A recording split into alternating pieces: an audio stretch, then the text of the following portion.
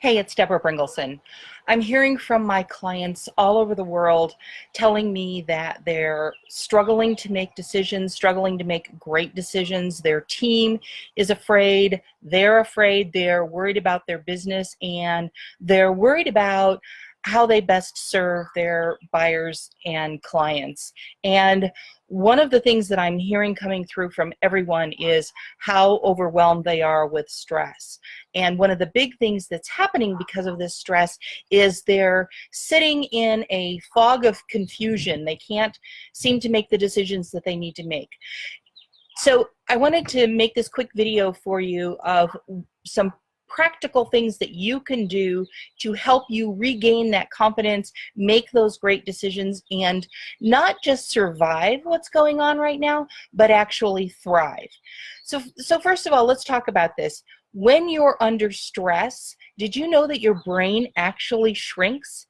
It's a survival mechanism, I guess, but your brain condenses and your cerebral cortex is affected, and you actually do have more difficulty making great decisions. So if you're feeling this, or you're working with your team, or people out in the world, and you're finding that people, they aren't making great decisions, or they're lashing out, they're becoming more verbally abusive or more difficult to work with, that is all related to stress.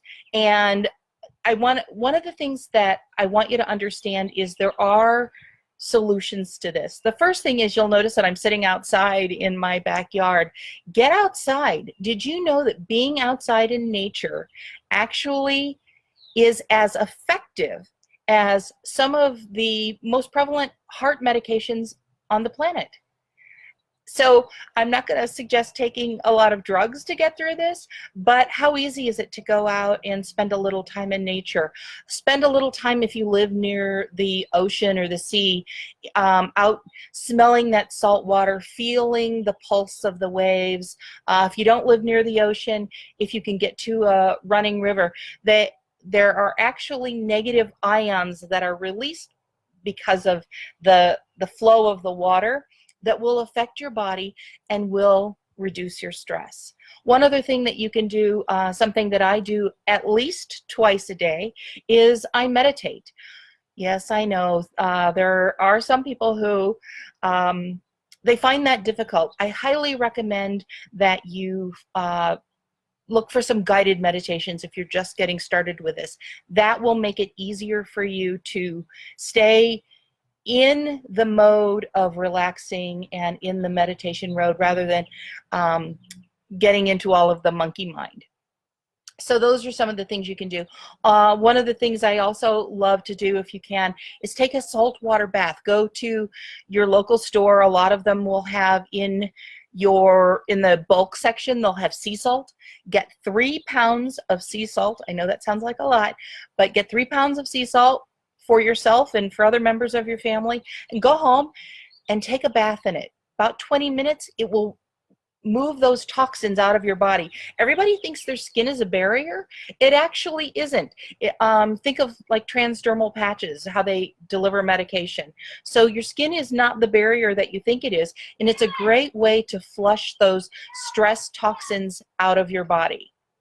Okay, so thinking about your body and your relationships, this stress is also affecting the people in your lives. They may need to get out in nature. Laughter is such a great thing. If you've got kids, get out and laugh and have a good time with them. One of the things that always trickles down is stress. So if you're living with people and you're noticing that you're being a little more snippy than normal, or less engaging because you're trying to figure out what's the next solution, how do I solve this problem, you'll actually be more effective if you have some fun. Release that tension. Get out, run around in the yard with your kids, play fetch with your dog. Don't spend your entire life trying to figure out the solutions for your business, because you're actually blocking those solutions from coming to you by doing that. Be mindful. of how you're interacting with people, interacting with your spouse. Make a special point of talking to each other. You know, one of the things that I do with my daughter is if I've had a bad day and she comes home from school, the first thing I'll say to her is, look, I've had a bad day. I'm stressed out. If I'm snippy, please know that it has nothing to do with you. And, you know, that doesn't give me free reign to wreak havoc in the household, but it does let her know that if I'm tense, not to take it personally. So talk to each other and talk to your ideal buyers and your clients and your team. You know, some of the business owners I'm talking to, they are not able to pay their team members during this time. That's a really stressful thing, both for the owner of the company and for the people who aren't being paid. And it's not that they're racking up piles of money and choosing not to pay. It's that they just don't have it right now. So talk to your team and have a conversation with them about what you're doing, what you're thinking, and if you're struggling, let them know. Invite solutions. You know, one of the greatest things you can do for your team is to empower them to help you. Yes, if they're not getting paid, some of them may not want to, but I am certain that there are some, your superstars, who will want to give their input on potential solutions. And here's one of the things that I know from working with companies around the world. The perspective of the CEO or owner is always different than the perspective of the team. And, you know, when I go in to work with a company, I interview the team members, and some of the brilliance that I get from them is amazing to me. Things that people at the leadership level or the ownership level, they don't think about because they're not boots on the ground with the customers. And that leads me to my third tip. Think about your customers, your ideal buyers. So I always like to say, pick 5 ideal buyers who are the ones that you always want. They are great to work with, they love you, they love your service. Think of them and build a plan around them. How do you serve them in a different way during this time? Or maybe find something that's amazing and continue to serve them even after things have moved back in the direction of normal. So ask your team to do a strategy session with you. Think about those 5 ideal buyers, build a plan around them, maybe call them, go out and ask them, you know, verbally over the phone or on Zoom. Ask them, what is it that they're struggling with? What is it that they need? And when you help them, when you are reaching out to them to help them solve problems, you're going to build a level of loyalty that you otherwise wouldn't have had, and you have no idea what kind of solutions they're looking for. And if you help them with that and you've built this plan around your 5 ideal buyers, there's a whole world of people and companies who are going to need that exact same type of service. Look, some people have also asked me, is it okay to thrive during this time? Because so many people are struggling. And here's my response to that. No, it is not okay to gouge people, to stir up fear and anxiety merely to make sales or to manipulate people into buying something that they don't need. That is never okay. However, you're in business, at least in part, to make money.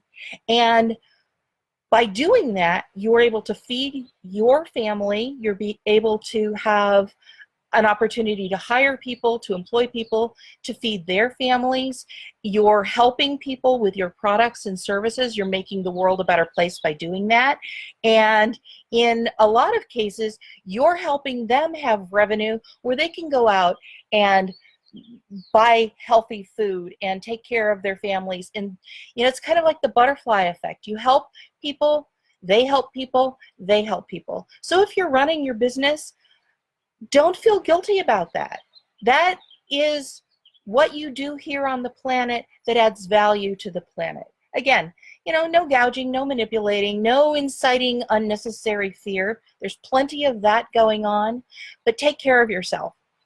And one last tip I'm going to tell you is turn off the news.